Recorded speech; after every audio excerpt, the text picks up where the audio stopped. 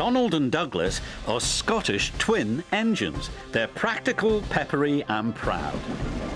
They nearly always work together. One day, Donald and Douglas were chuffing through the countryside, hauling a heavy load.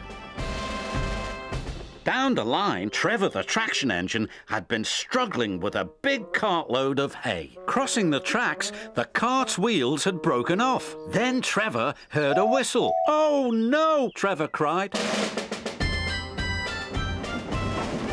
Donald could see the cart. "Stop!" he cried.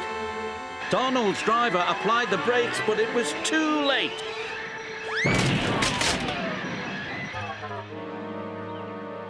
Luckily, no one was hurt. "Stop being pushy," Donald snapped. "Don't call me pushy," Douglas snapped back. "You shouldn't have pushed me into the cart," huffed Donald. "You pulled me, you mean," argued Douglas. "Didn't he?" Did, no. Did too." Before long, the track was cleared and Donald and Douglas were on their way. But the twins were so cross, they refused to speak to each other for the rest of the day.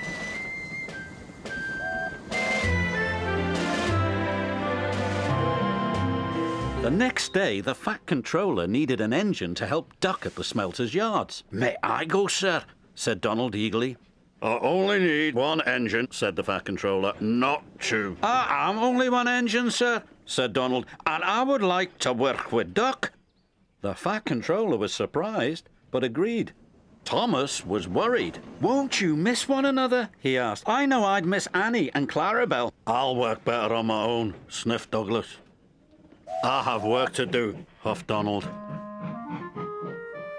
At first, Donald enjoyed working with Duck.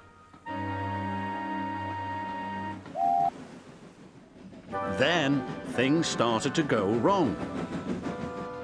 "Did you shunt those trucks onto the other line?" Donald asked. "You said you wanted them on the other line," Duck replied. "No, that other line. The other line."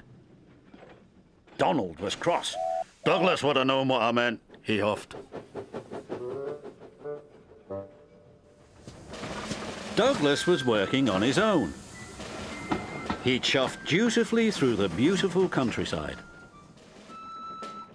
But Douglas had no one to share it with.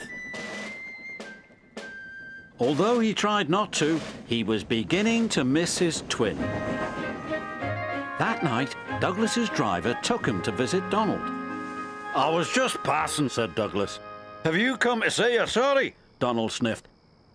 This made Douglas very cross. "I've nothing to be sorry for," he said, and steamed away in a huff. The next day, Donald was in a bad mood. Duck could see he was getting too close to the buffers. "Look out!" he shouted, but it was too late. Donald's driver was very cross. "This wouldn't have happened if you were working with Douglas," he said. Donald knew he was right, and Duck knew he couldn't pull Donald back onto the rails. So he went for help. Douglas was sadly finishing his work as Duck steamed into the depot. "Donald's in trouble," said Duck.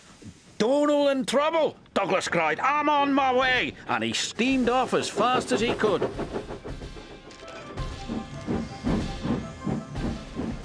Douglas struggled and struggled. He finally pulled his twin gently back onto the tracks. He was relieved Donald wasn't hurt. "Thank you," Donald said, "and I'm sorry." "No, I'm sorry," said Douglas. "I'm sorry," insisted Donald. "You don't have to have a row about who's sorry," chuckled Duck. "Just be glad you're back together." And they were.